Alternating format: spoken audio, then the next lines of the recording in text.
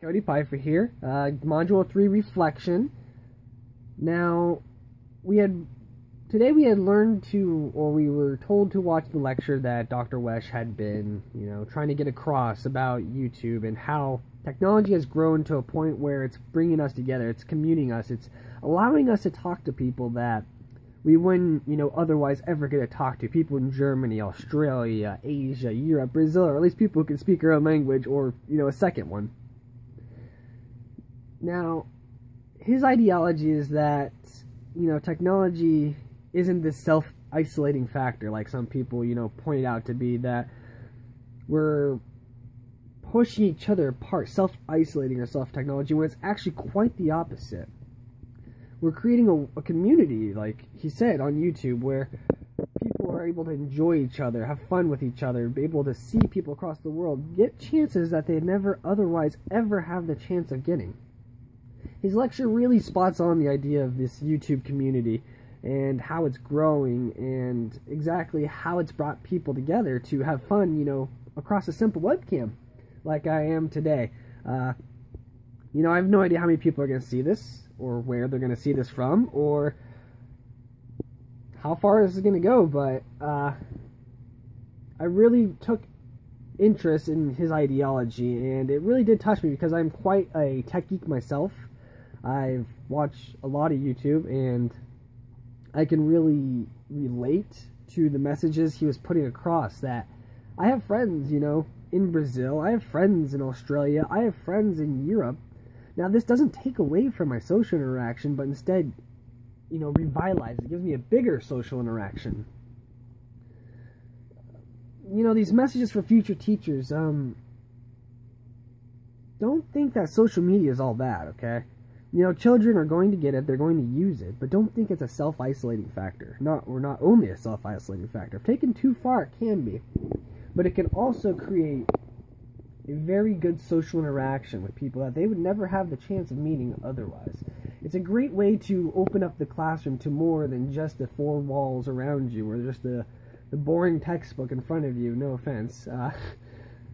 It's a way to give a visual representation, Technology is growing in the classroom, and it's something that we have to move forward with, or you're going to get left behind. Technology, YouTube, it's all one big community, something that we should all have fun with. And Dr. Wesh's ideology is something that I can firmly agree with. Now, the podcast I listened to today was one that was actually pretty similar in style, but it was shorter.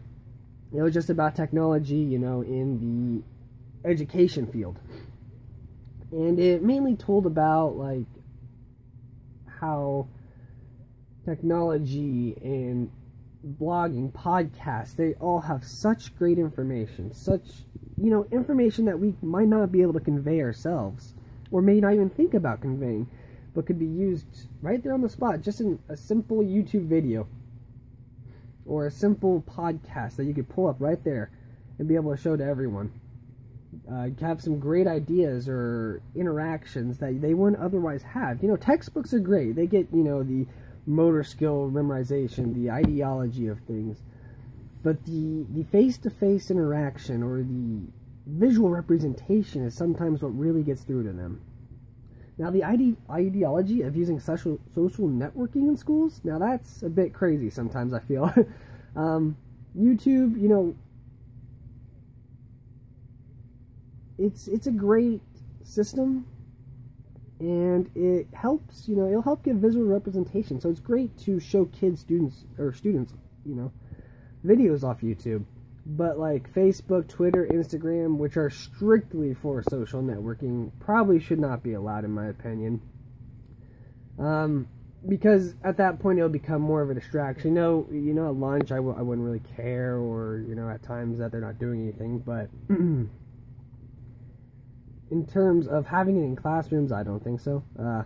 Because it is strictly for social interaction, unless I could find some way to utilize it in another way. So in terms of technology and education, it is a constantly growing field, and it's something that we as humanity need to move forward with, because it's going to continue to grow. It's not something that you could just push away and be like, I don't want to follow this, so I'm not going to.